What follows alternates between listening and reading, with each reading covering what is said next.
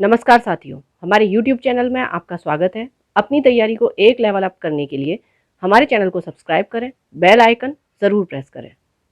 Lucent theory plus question answer series में भारतीय राज्य व्यवस्था के अंतर्गत आज हम अध्ययन करेंगे भारतीय संविधान के विकास का संक्षिप्त इतिहास। चलिए शुरू करते हैं। भारतीय संविधान के विकास का संक्षिप्त इतिहास। 1757 ईस्वी की प्लासी की लड़ाई और 1764 ईस्वी के बक्सर के युद्ध को अंग्रेजों द्वारा जीत लिए जाने के बाद बंगाल पर ब्रिटिश ईस्ट इंडिया कंपनी के शासन का शिकंजा कस गया। इसी शासन को अपने अनुकूल बनाए रखने के लिए अंग्रेजों ने समय समय पर कई एक्ट पारित किए जो भारतीय संविधान के विकास की सीढ़ियां बनी। वो निम्न है।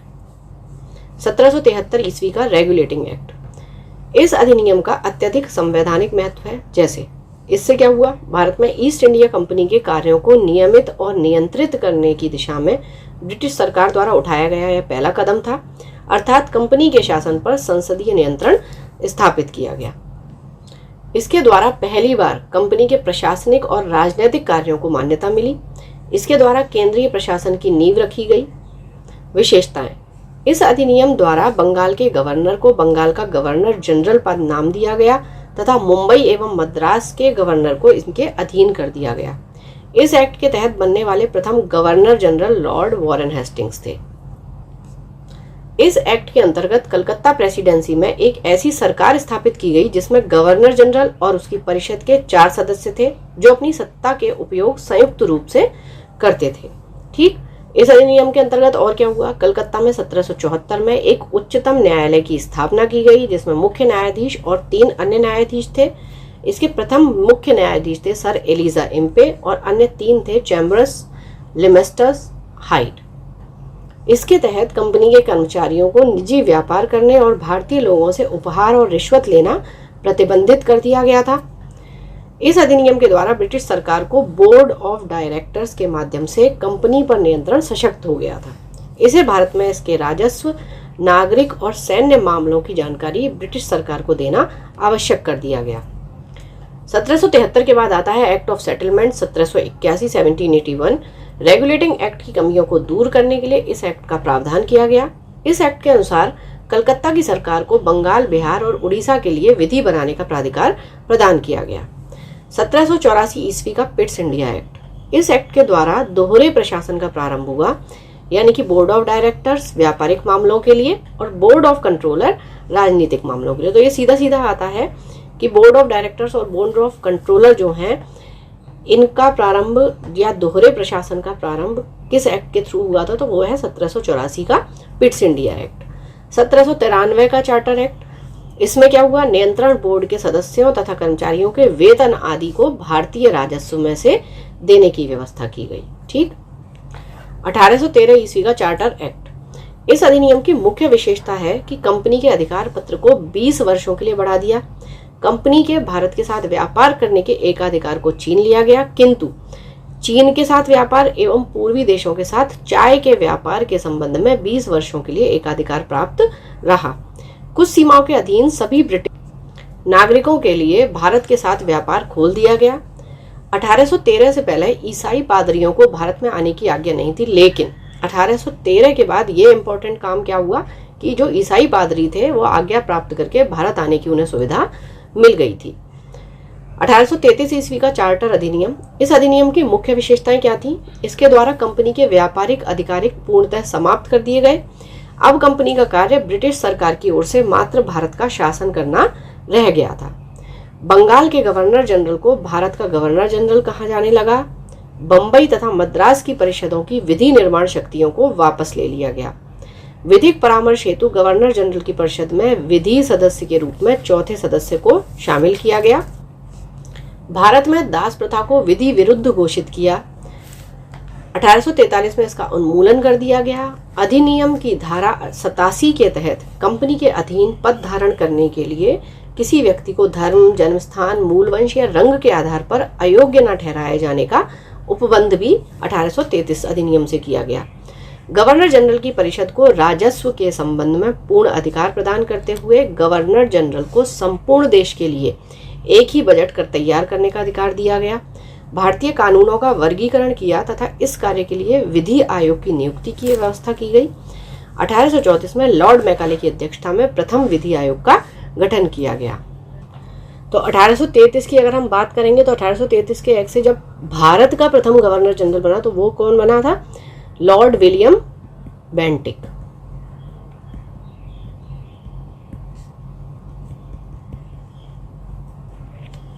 ठीक है, तो बंगाल के प्रथम गवर्नर जनरल की बात करेंगे तो वो वॉरेन हेस्टिंग्स था, लेकिन अगर भारत के प्रथम गवर्नर जनरल की बात करेंगे तो वो 1833 में लॉर्ड विलियम बेंटिक। तो ध्यान रखिएगा दोनों चीज़ें अलग अलग हैं। बाकी डिटेल में सारे गवर्नर जनरल चाहे बंगाल, भारत और फिर उसके बाद वायसराय, ये मैंने अपने ज्ञानास्त्र वीडियो में बताए हुए हैं, आप वहाँ पर भी चेकआउट कर सकते हैं। 1853 ईस्वी का चार्टर अधिनियम। इस अधिनियम की मुख्य विशेषताएं, इस अधिनियम के द्वारा सेवाओं में नामजदगी का सिद्धांत समाप्त कर कंपनी के महत्वपूर्ण पदों को प्रतियोगी परीक्षाओं के आधार पर भरने की व्यवस्था की गई। ठीक है, अब कह दिया गया कि अब भाई प्रतियोगी परीक्षा हुआ करेगी और उस हिसाब से महत्वपूर्ण पदों को भरा जाएगा। इसके लिए 1854 में मैकाले समिति को नियुक्त किया गया। इस अधिनियम के द्वारा गवर्नर जनरल की परिषद के विधायी एवं प्रशासनिक कार्यों को अलग अलग कर दिया गया। इसके तहत परिषद में 6 नए पार्षद जोड़े गए जिन्हें विधान पार्षद कहा गया। 1858 ईस्वी का भारत शासन अधिनियम। इस अधिनियम की विशेषता क्या थी? अब 1858 से क्या हुआ कि जब देखिए 1857 की क्रांति हो गई तो ब्रिटिश क्राउन को ये लगने लगा कि अब भाई ईस्ट इंडिया कंपनी से नहीं संभाला जा रहा है, और उन्होंने क्या किया, भारत का शासन कंपनी से लेकर ब्रिटिश क्राउन के हाथों में चला गया। तो अगर आपको ये याद रखना है कि क्राउन के हाथों में शासन कब गया, तो आप ये ध्यान रखें जब 1857 का विद्रोह हो गया, उसके बाद 1858 में भारत शासन अधिनियम आया। ठीक, भारत में मंत्री पद की व्यवस्था की गई। 15 सदस्यों की भारत परिषद का सृजन हुआ। 8 सदस्य इसमें ब्रिटिश सरकार द्वारा एवं 7 सदस्य कंपनी के निदेशक मंडल द्वारा थे। भारतीय मामलों पर ब्रिटिश संसद का सीधा नियंत्रण स्थापित किया गया। मुगल सम्राट के पद को समाप्त कर दिया। इस अधिनियम के द्वारा बोर्ड ऑफ डायरेक्टर्स तथा बोर्ड ऑफ कंट्रोल को भी समाप्त कर दिया गया। ठीक है, अब आप मुझे कमेंट बॉक्स में ये बताएंगे कि ये पद कौन से एक्ट से सृजित किए गए थे, किस एक्ट से बनाए गए थे। भारत में शासन संचालन के लिए ब्रिटिश मंत्रिमंडल में एक सदस्य के रूप में भारत के राज्य सचिव, secretary of state for India की नियुक्ति की गई। वह अपने कार्यों के लिए ब्रिटिश संसद के प्रति उत्तरदायी होता था। भारत के प्रशासन पर इसका संपूर्ण नियंत्रण था और उसी का वाक्य अंतिम होता था, चाहे वह नीति के विषय में हो या अन्य ब्यौरे के विषय में। भारत के गवर्नर जनरल का नाम बदलकर वायसराय कर दिया गया, अतः इस समय के गवर्नर जनरल लॉर्ड कैनिंग अंतिम गवर्नर जनरल और प्रथम वायसराय हुए। 1861 ईस्वी का भारत परिषद अधिनियम। इस अधिनियम की विशेषताएं, गवर्नर जनरल की कार्यकारिणी परिषद का विस्तार किया गया। विभागीय प्रणाली का प्रारंभ हुआ कैनिंग के द्वारा। गवर्नर जनरल को पहली बार अध्यादेश जारी करने की शक्ति प्रदान की गई। ऐसे अध्यादेश की अवधि मात्र 6 महीने की होती थी। चलिए, अच्छा देखिए, अध्यादेश की बात चलिए तो यहाँ एक चीज और ध्यान रखिएगा कि जो गवर्नर जनरल था उसे अध्यादेश जारी करने की शक्ति 1861 के अधिनियम के तहत मिली थी। और अगर हम राष्ट्रपति की बात करें, जो राष्ट्रपति के पास अध्यादेश जारी करने की शक्ति है, जो आर्टिकल 123 में है, अनुच्छेद 123 में, वो राष्ट्रपति को मिली थी 1935 के अधिनियम के तहत। ठीक है, गवर्नर जनरल को बंगाल, उत्तर पश्चिमी सीमा प्रांत और पंजाब में विधान परिषद स्थापित करने की शक्ति प्रदान की गई। इसके द्वारा कानून बनाने की प्रक्रिया में भारतीय प्रतिनिधियों को शामिल करने की शुरुआत हो गई। वायसराय कुछ भारतीय को विस्तारित परिषद में गैर सरकारी सदस्यों के रूप में नामांकित कर सकता था। 1862 में लॉर्ड कैनिंग ने 3 भारतीयों, बनारस के राजा, पटियाला के महाराजा और सर दिनकर राव को विधान परिषद में मनोनीत किया था। बात करते हैं 1873 के अधिनियम की। इस अधिनियम के द्वारा यह उपबंध किया गया कि ईस्ट इंडिया कंपनी को किसी भी समय भंग किया जा सकता है। 1 जनवरी 1884 को ईस्ट इंडिया कंपनी को औपचारिक रूप से भंग कर दिया गया। शाही उपाधि अधिनियम 1876। इस अधिनियम द्वारा गवर्नर जनरल की केंद्रीय कार्यकारिणी में 6ठे सदस्य की नियुक्ति कर उसे लोक निर्माण विभाग का कार्य सौंपा। 28 अप्रैल 1876 को एक घोषणा द्वारा महारानी विक्टोरिया को भारत की साम्राज्ञी घोषित किया गया। ठीक है, तो भारत की साम्राज्ञी महारानी विक्टोरिया कब घोषित हुई? 1876 में। 1892 का भारत परिषद अधिनियम, इस अधिनियम की मुख्य विशेषताएं क्या थी? यहाँ से क्या हुआ, अप्रत्यक्ष चुनाव प्रणाली की शुरुआत हो गई। इसके द्वारा राजस्व एवं व्यय तथा बजट पर बहस करने तथा कार्यकारिणी से प्रश्न पूछने की शक्ति दी गई। 1909 का भारत परिषद अधिनियम, जिसे हम पार्लियामेंटो सुधार के नाम से जानते हैं, पहली बार मुस्लिम समुदाय के लिए पृथक प्रतिनिधित्व का उपबंध किया गया। इसके अंतर्गत मुस्लिम सदस्यों का चुनाव मुस्लिम मतदाता ही कर सकते थे। भारत सरकार अधिनियम के तहत पहली बार विधायिका में कुछ निर्वाचित प्रतिनिधित्व की मंजूरी दी गई। इस प्रकार इस अधिनियम ने सांप्रदायिकता को वैधानिकता प्रदान की और लॉर्ड मिंटो को सांप्रदायिक निर्वाचन के जनक के रूप में जाना जाने लगा। ठीक है, तो आपसे पूछा जाए कि सांप्रदायिक निर्वाचन का जनक कौन था, तो वो लॉर्ड मिंटो। भारतीयों को भारत सचिव एवं गवर्नर जनरल की कार्यकारिणी परिषदों में नियुक्ति की गई। केंद्रीय और प्रांतीय विधान परिषदों को पहली बार बजट पर वाद विवाद करने और सार्वजनिक हित के विषयों पर प्रस्ताव पेश करने, पूरक प्रश्न पूछने और मत देने का अधिकार मिला। प्रांतीय विधान परिषदों की संख्या में वृद्धि की गई। सत्येंद्र प्रसाद सिन्हा वायसराय की कार्यपालिका परिषद के प्रथम भारतीय सदस्य बने। उन्हें विधि सदस्य बनाया गया। इस अधिनियम के तहत presidency corporation, chambers of commerce, विश्वविद्यालयों और जमींदारों के लिए अलग प्रतिनिधित्व का प्रावधान किया गया। 1909 में लॉर्ड मॉडले इंग्लैंड में भारत के राज्य सचिव थे और लॉर्ड मिंटो भारत के वायसराय। भारत में ब्रिटेन के सभी संवैधानिक प्रयोगों में सबसे कम समय तक चलने वाला अधिनियम 1909 का भारत परिषद अधिनियम था। 1919 का भारत शासन अधिनियम, मॉन्टेग्यू चेम्सफोर्ड सुधार, जैसे वो मॉडले मिंटो तो ये मॉन्टेग्यू चेम्सफोर्ड। इस अधिनियम की मुख्य विशेषताएं, केंद्र में द्विसदनात्मक विधायिका की स्थापना हुई। कहां पर? केंद्र में। प्रथम राज्य परिषद और दूसरी केंद्रीय विधानसभा। राज्य परिषद के सदस्यों की संख्या 60 थी, जिसमें 34 निर्वाचित होते थे। उनका कार्यकाल 5 वर्षों का था। केंद्रीय विधानसभा के सदस्यों की संख्या 144 थी। इसमें 104 निर्वाचित तथा 40 मनोनीत होते थे। इनका कार्यकाल 3 वर्षों का था। दोनों सदनों के अधिकार समान थे। इनमें सिर्फ एक अंतर था कि बजट पर स्वीकृति प्रदान करने का अधिकार निचले सदन को था।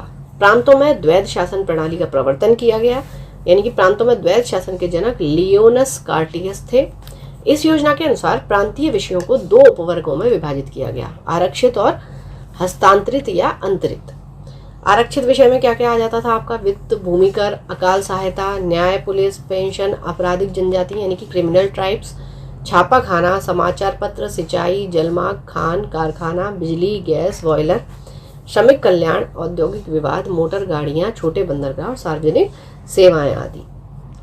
हस्तांतरित विषय की बात करेंगे तो इसमें शिक्षा, पुस्तकालय, संग्रहालय, स्थानीय स्वायत्त शासन, चिकित्सा सहायता, सार्वजनिक निर्माण विभाग, आबकारी उद्योग, तौल तथा माप, सार्वजनिक मनोरंजन पर नियंत्रण, धार्मिक और अग्रहार दान आदि।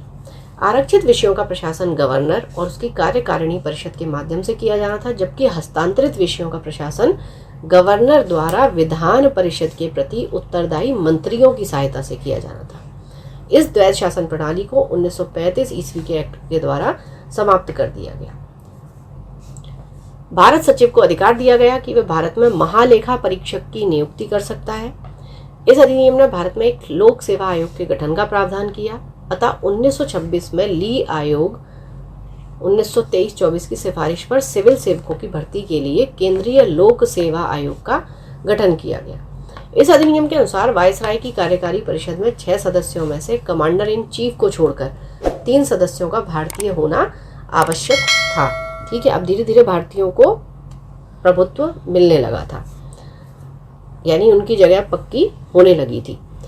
इसने सांप्रदायिक आधार पर सिखों, भारतीय ईसाइयों, आंग्ल भारतीयों और यूरोपियों के लिए पृथक निर्वाचन के सिद्धांत को विस्तारित किया। इसमें पहली बार केंद्रीय बजट को राज्यों के बजट से अलग कर दिया गया। इसके अंतर्गत एक वैधानिक आयोग का गठन किया गया, जिसका कार्य 10 वर्ष बाद जांच करने के बाद अपनी रिपोर्ट प्रस्तुत करना था। इस अधिनियम में केंद्रीय विधानसभा में वायसराय के अध्यादेश जारी करने की शक्तियों को निम्न रूप में बनाए रखा गया। कुछ विषयों से संबंधित विधेयकों को विचारार्थ प्रस्तुत करने के लिए उसकी पूर्व अनुमति आवश्यक थी। उसे भारतीय विधानसभा द्वारा पारित किसी भी विधेयक को वीटो करने या सम्राट के विचार के लिए आरक्षित करने की शक्ति थी। उसे यह शक्ति थी कि विधानमंडल द्वारा नामंजूर किए गए या पारित न किए गए किसी विधेयक या अनुदान को प्रमाणित कर दें तो ऐसे प्रमाणित विधेयक विधानमंडल द्वारा पारित विधेयक के समान हो जाते थे। वह आपात स्थिति में अध्यादेश बना सकता था जिनका अस्थायी अवधि के लिए विधिक प्रभाव होता था। मॉन्टेग्यू चेम्सफोर्ड सुधार भारत शासन अधिनियम 1919 द्वारा भारत में पहली बार महिलाओं को वोट देने का अधिकार मिला। उस समय इंग्लैंड का प्रधानमंत्री लॉयड जॉर्ज था। 1935 ईस्वी का भारत शासन अधिनियम यह साइमन कमीशन की रिपोर्ट पर आधारित था। 1935 ईस्वी के अधिनियम में 321 अनुच्छेद और 10 अनुसूचियां थीं। इस अधिनियम की मुख्य विशेषताएं इस प्रकार हैं।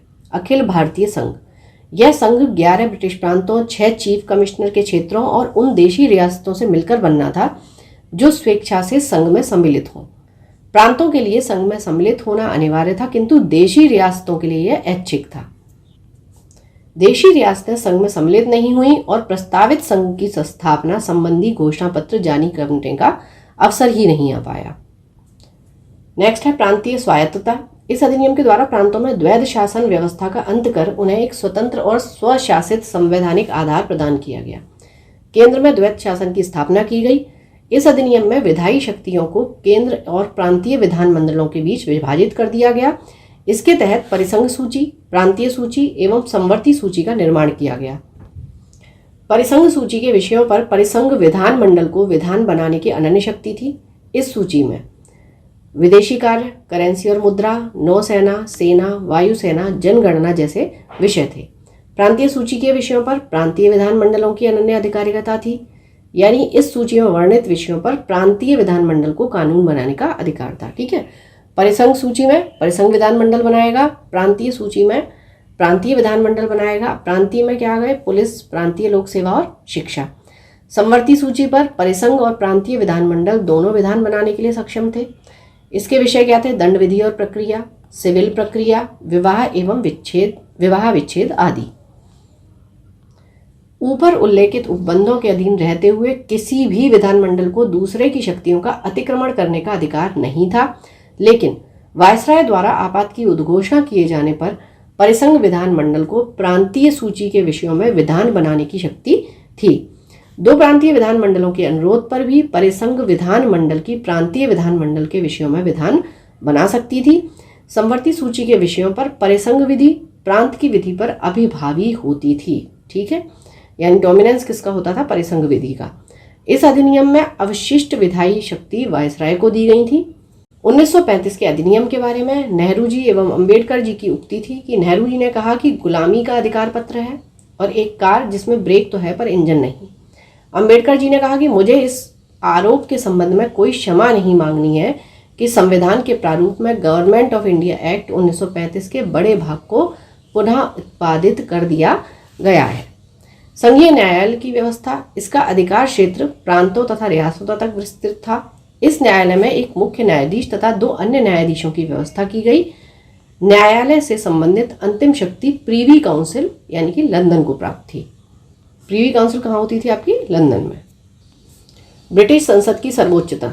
इस अधिनियम में किसी भी प्रकार के परिवर्तन का अधिकार ब्रिटिश संसद के पास था। प्रांतीय विधानमंडल और संघीय व्यवस्थापिका इसमें किसी भी प्रकार का परिवर्तन नहीं कर सकते थे। भारत परिषद का अंत। इस अधिनियम के द्वारा भारत परिषद का अंत कर दिया गया। सांप्रदायिक निर्वाचन पद्धति का विस्तार। संघीय तथा प्रांतीय व्यवस्थापिकाओं में विभिन्न संप्रदायों को प्रतिनिधित्व देने के लिए सांप्रदायिक निर्वाचन पद्धति को जारी रखा गया और उसका विस्तार दलित जातियों, महिलाओं और मजदूर वर्ग तक किया गया। इस अधिनियम में प्रस्तावना का अभाव था। इसके द्वारा बर्मा को भारत से अलग कर दिया गया, अदन को इंग्लैंड के औपनिवेशिक कार्यालय के अधीन कर दिया गया और बरार को मध्य प्रांत में शामिल कर लिया गया। इसके अंतर्गत देश की मुद्रा और साख पर नियंत्रण के लिए भारतीय रिजर्व बैंक की स्थापना की गई। इसने मताधिकार का विस्तार किया। लगभग 10% जनसंख्या को मताधिकार मिल गया। 1947 ईस्वी का भारतीय स्वतंत्रता अधिनियम। ब्रिटिश संसद में 4 जुलाई 1947 को भारतीय स्वतंत्रता अधिनियम प्रस्तावित किया गया, जो 18 जुलाई 1947 को स्वीकृत हो गया। इस अधिनियम में 20 धाराएं थीं। इसके प्रमुख प्रावधान निम्न हैं। 2 अधिराज्यों की स्थापना। 15 अगस्त 1947 को भारत एवं पाकिस्तान नामक 2 अधिराज्य बना दिए जाएंगे और उनको ब्रिटिश सरकार सत्ता सौंप देगी। सत्ता का उत्तरदायित्व दोनों अधिराज्यों की संविधान सभा को सौंपा जाएगा। भारत एवं पाकिस्तान दोनों अधिराज्यों में एक एक गवर्नर जनरल होंगे, जिनकी नियुक्ति उनके मंत्रिमंडल की सलाह से की जाएगी। संविधान सभा का विधानमंडल के रूप में कार्य करना। जब तक संविधान सभाएं संविधान का निर्माण नहीं कर लेती, तब तक वे विधानमंडल के रूप में कार्य करती रहेंगी। भारत मंत्री के पद समाप्त कर दिए जाएंगे और 1935 के भारतीय शासन अधिनियम द्वारा शासन जब तक संविधान सभा द्वारा नया संविधान बनाकर तैयार नहीं किया जाता, तब तक 1935 के भारतीय शासन अधिनियम द्वारा ही शासन होगा। देशी रियासतों पर ब्रिटेन की सर्वोपरिता का अंत कर दिया गया। उनको भारत या पाकिस्तान किसी भी अधिराज्य में सम्मिलित होने और अपने भावी संबंधों को निश्चय करने की स्वतंत्रता प्रदान कर दी गई। इस अधिनियम के अधीन भारत डोमिनियन को सिंध, बलूचिस्तान, पश्चिमी पंजाब, पूर्वी बंगाल, पश्चिमोत्तर सीमा प्रांत और असम के सिलहट जिले को छोड़कर भारत का शेष राज्य क्षेत्र मिल गया था। सिलहट जिले ने भारतीय स्वतंत्रता अधिनियम 1947 ईस्वी के प्रवृत्त होने के पूर्व जनमत संग्रह से पाकिस्तान के पक्ष में मत दिया था। चलिए अब चैप्टर से संबंधित कुछ क्वेश्चन आंसर्स कर लेते हैं। B.R. अम्बेडकर और महात्मा गांधी के मध्य सन 1932 में हस्ताक्षरित पूना समझौते में क्या प्रावधान था कि हरिजनों के लिए आरक्षण सहित संयुक्त निर्वाचन क्षेत्र का सुमेलित करना है। सूरत विभाजन 1905, सांप्रदायिक अधिनिर्णय 1907, सर्वदलीय सम्मेलन 1928 और पूर्ण स्वराज्य का संकल्प 1929 में। किस अधिनियम के द्वारा भारत के गवर्नर जनरल को अध्यादेश जारी करने की शक्ति प्रदान की गई? भारतीय परिषद अधिनियम 1861। और राष्ट्रपति को किस अधिनियम के तहत मिलती है? 1935 अधिनियम। सुमेलित करना है। अगस्त घोषणा किसके द्वारा? Lord Montagu. अगस्त प्रस्ताव लॉर्ड लिनथ्को। अगस्त संकल्प महात्मा गांधी। और प्रत्यक्ष कार्यवाही दिवस मोहम्मद अली जिन्ना। रेगुलेटिंग एक्ट पारित किया गया 1773 ईस्वी में। भारत के गवर्नर जनरल को किस एक्ट के द्वारा अपनी समिति के निर्णय को अस्वीकार करने का अधिकार मिला? 1786 का अमेंडमेंट एक्ट। महारानी विक्टोरिया को भारत की साम्राज्ञी कब नियुक्त किया गया? 1858 ईस्वी में। साम्राज्ञी विक्टोरिया ने 1858 की घोषणा में भारतीयों को बहुत सी चीजें दिए जाने का आश्वासन दिया था। इनमें से कौन सा ब्रिटिश शासन ने पूरा किया था? तो देशी रजवाड़ों की यथास्थिति बनाई रखी जाएगी, इसे उन्होंने पूरा किया था। मिंटो मॉर्ले सुधार का उद्देश्य क्या था? पृथक निर्वाचन प्रणाली। मॉर्ले मिंटो सुधार बिल किस वर्ष में पारित किया गया? 1909 में। मुसलमानों के लिए अतिरिक्त निर्वाचक मंडल प्रारंभ किसके द्वारा किया गया था? मॉर्ले मिंटो सुधार 1909। 1909 के इंडियन काउंसिल एक्ट में किस बात की व्यवस्था की गई? सांप्रदायिक प्रतिनिधित्व की। मॉन्टेग्यू चेम्सफोर्ड सुधार में प्रावधानों का सार क्या था? प्रांतों में दोहरा शासन। 1940 का कैबिनेट मिशन 3 मंत्रियों से गठित था। इनमें से कौन सा इसका सदस्य नहीं था? तो लॉर्ड एमरी नहीं था, Pethick Lawrence, sir Stafford Cripps और एवी अलेक्जेंडर इसमें थे। कैबिनेट मिशन योजना के विषय में कौन सा सही नहीं है? तो इसमें पाकिस्तान की स्वीकृति दी गई थी, ये सही नहीं है। भारत का संविधान लागू होने तक स्वतंत्रता के पश्चात इसका शासन किसके अंतर्गत चलाया गया? 1935 के भारत सरकार अधिनियम के अनुसार। भारतीयों को वर्ष 1947 में सार्वभौम सत्ता सौंपने की योजना निम्न में से किस नाम से जानी गई? माउंटबेटन योजना या माउंटबेटन प्लान। देखिए इनमें कौन सा सुमेलित नहीं है? मॉर्ले मिंटो सुधार, सांप्रदायिक प्रतिनिधित्व, ये सही है, ठीक है। मुसलमानों को अलग निर्वाचक का अधिकार दिया गया था इसमें। भारत सरकार अधिनियम 1935, स्वशासन, ठीक है। कैबिनेट मिशन, संविधान सभा का गठन, ठीक है। साइमन कमीशन देखिए भारत विभाजन से संबंधित नहीं है, 1928 में ये आया था, ठीक है। तो यहाँ से भी आपको समझ में आ जाना चाहिए कि भारत विभाजन जो हमारा हुआ है वो 47 में हुआ है।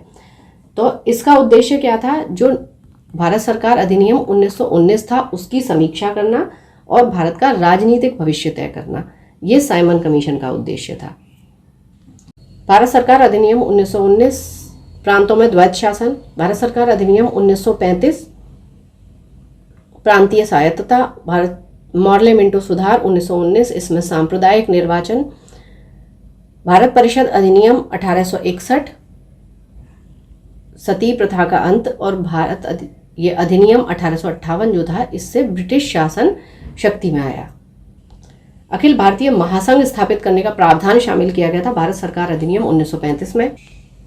केंद्र में द्वैत शासन प्रणाली को स्थापित किया गया भारत शासन अधिनियम 1935 से। संघीय प्रणाली का पहला प्रयास भारत सरकार अधिनियम किसके द्वारा किया गया? 1935। किस अधिनियम की प्रमुख विशेषता प्रांतीय स्वायत्तता थी? 1935 भारत में सचिव का पद किसके द्वारा निर्मित किया गया? भारत सरकार अधिनियम 1858। चलिए तो पढ़ते रहिए, बढ़ते रहिए, रिवीजन जरूर करते रहिए। Thank you for watching, keep learning, stay with me.